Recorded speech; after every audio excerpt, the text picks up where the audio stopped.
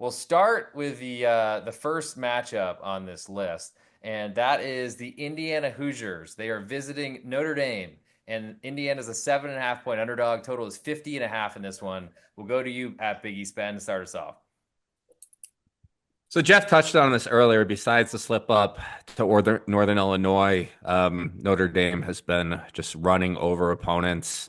There's been some decent ones in there too, not to discount Army and Navy, but also a Georgia Tech team that showed a lot of poise, taking Georgia to 8 overtimes, and then a USC team, which I believe was on the road, right? That one was in Pasadena, I think. Yeah, it was. Yeah, I believe it was. Yeah, Yeah, it was Pasadena. yeah. Um, Yes, it was. Indiana, though, great story. Indiana has the coaching advantage. I've had no confidence in Marcus Freeman since he took over the reins there. Kurt Signetti has been an absolute blowhard, but you got to respect him at some point. Um, I'll take the Hoosiers in this one. I think Notre Dame. It's been a while since they've been truly actually tested. This Indiana team finally got their you know took their lumps traveling to Columbus. That's still fresh in their minds. So I think this will be a close one. I'll take the Hoosiers. Yeah, you could say Indiana got it out of their system with a 66-0 win over the Purdue Boilermakers at home. But at Jeff Lennar, who are we going with? Indiana plus 7.5 and totals 50.5. So I'm gonna take Notre Dame at -7. I think again outside the NIU loss, they have absolutely destroying teams, and I think that loss actually has been propelling them through the season. They were almost immediately, and rightfully so at the time, written off for that loss.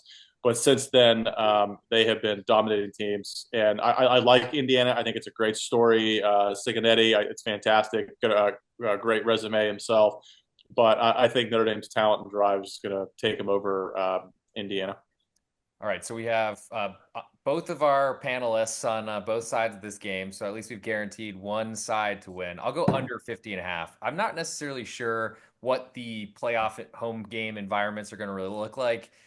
We see in the NFL where I feel like the home teams get overvalued, and you see some decent upsets, at least in the most recent years. I feel like college might be a little bit different because home field matters so much more. And I guess we'll see how it goes because clearly, to me, Notre Dame is unlikely to have two pick sixes in the fourth quarter from covering or from not covering 7.5 points like they did against USC. But we'll see what happens, and we'll move to Saturday. So we'll start. Looks like SMU and Penn State will be the first game, but I don't know if that schedule has been announced just yet. SMU an 8.5 point underdog in Happy Valley. Totals 53.5 in this one. Jeff, where are you thinking about this one? I'm definitely taking Penn State on this one. I love what SMU's done this year. That really close game against Clemson, but taking a team like SMU, new the AAC or ACC, excuse me, going into Happy Valley, not an easy place to play. I do think Penn State. I think Penn State's biggest flaw with James Franklin is he can't win the big game, obviously against Ohio State this year as well as Oregon. But a team like SMU coming to Happy Valley, give me Penn State in the points. Ben? Yeah, I'm gonna agree with Jeff. If this game was played in the regular season, it would not get the can't win the big game monkey off of James Franklin's back. I'm not sure if it exactly qualifies as that.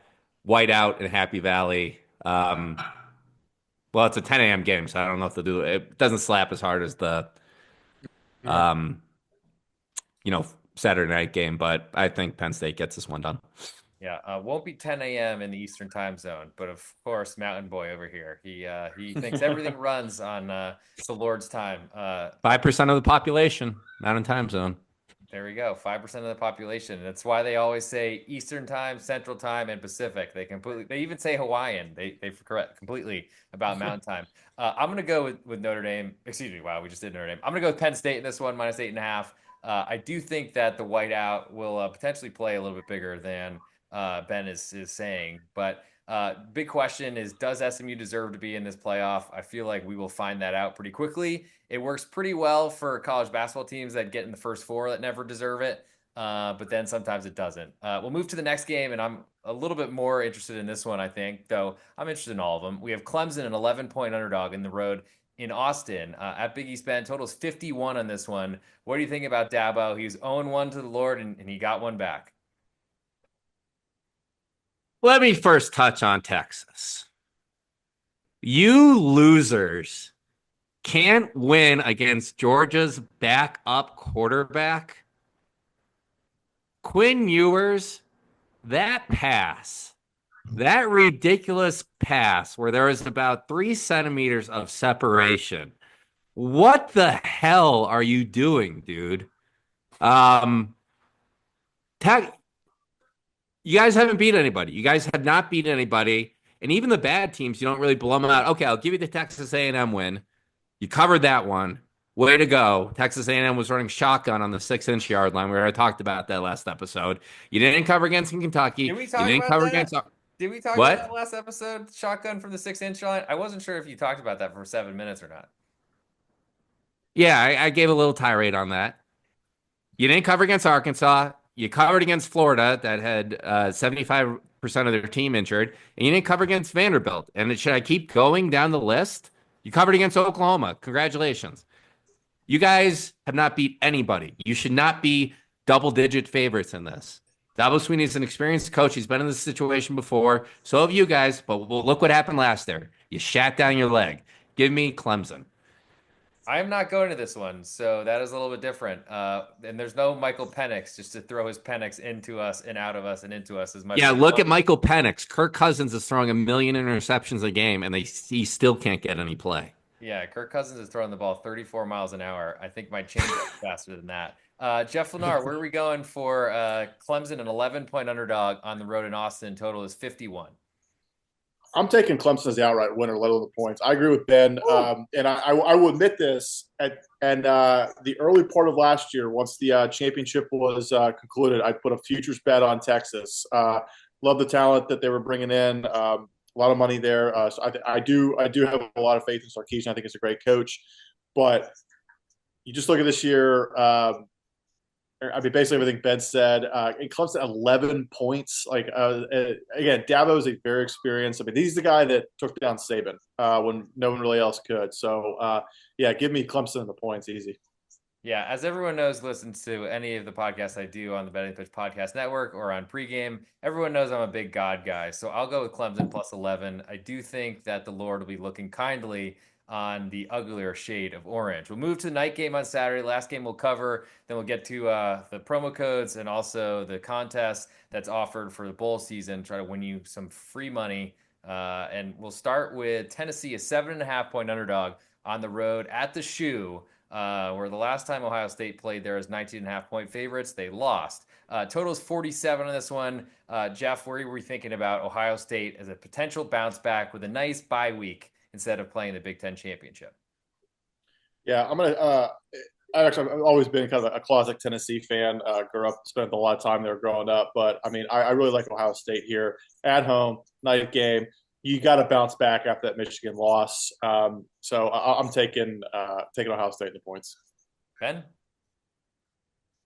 I don't know how Ryan Day faces his team over the next 2 weeks after that loss to Michigan. I don't know how any self-respecting man can walk into that locker room and be a leader of men for the next month of the season.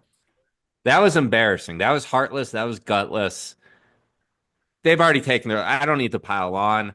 I think Tennessee is more battle-tested than Ohio State. Ohio State has not shown up in the big games. At least Tennessee beat Alabama. They played a harder SEC schedule. They've taken their lumps with Georgia. I like the Volunteers here. I think they easily keep this within a touchdown, possibly win outright. Going into the Shoe has been negated in terms of fear in my mind after watching that pitiful performance 2 weeks ago. You bring up some great points about Ryan Day. Yeah, I mean, him just standing there at the end. I mean, his players. He's 1-4 against Michigan, and didn't really. I never thought the response. I'm still keeping my pick, but the Ryan Day factor in how is he going to motivate his team? after that. It's going to be a strong factor. Like Jeff, you have Urban Meyer coming out with statements saying, I know you guys want me, but I'm not. I'm good doing big noon kickoff. Yeah.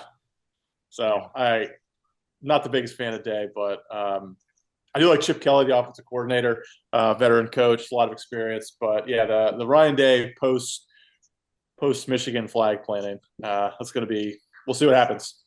Me and you are a better New Hampshire Mafia than Day and Chip. 1,000%. Yeah, 1,000%. Yeah. I gotta say, and don't forget Adam Sandler. I do think that Urban Meyer has said, "Hey, I know you want me," but it's usually directed at co-eds in Jacksonville bars while his wife is watching the kids.